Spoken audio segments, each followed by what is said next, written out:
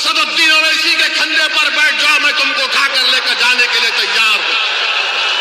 تم میرے کندھے پر کھڑے ہو جاؤ، تم میرے بازوؤں پر کھڑے ہو جاؤ، تم پر میری زندگی قربان، اگر میری لاش بھی تم کو فائدہ پہنچاتی تو استعمال کرو اس کا، مگر ایک سیاسی طاقت بنو، ایک سیاسی قوت بنو۔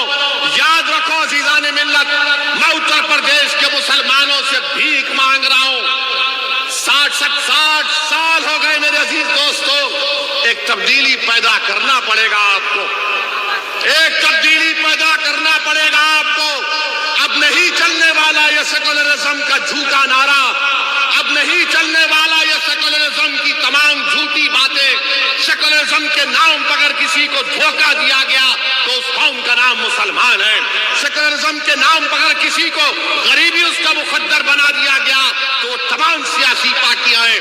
میرے عزیز دوستوں اور بزرگوں، آج آپ سے میں اپیل کرنے آیا ہوں کہ متحد ہو جائیے، متحد ہو جائیے، اپنی جماعت سے وابستہ ہو جائیے، اپنی ایک سیاسی قیادت کو بنائیے۔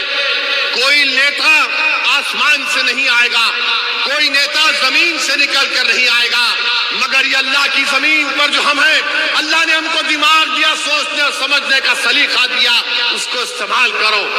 کون ہے ہمارا نیتا؟ دیکھ لو آپ، کہاں ہے تمہاری آواز؟ تم خود ڈھونڈ رہے ہو اپنی آواز کو سننے کے لیے، تم اپنی ایک ایسی آواز کو سننے کے لیے تڑپتے ہو جو تمہارے دل میں چھپے ہوئے درد اور تکلیف کو بیان کر سکے۔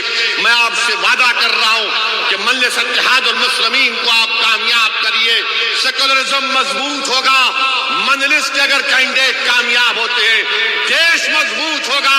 اگر مجلس کے ایک سیاسی قیادت آپ بناتے ہیں، دیش کو طاقتور کیسے بنائیں گے آپ؟